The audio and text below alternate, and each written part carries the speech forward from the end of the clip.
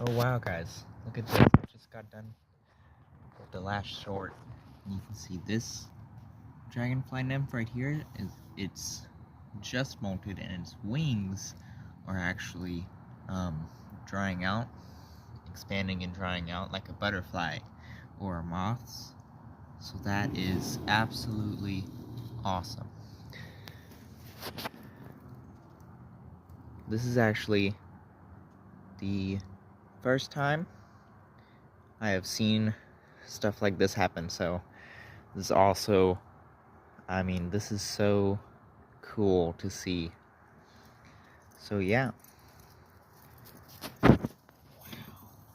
Just look at that. That is amazing.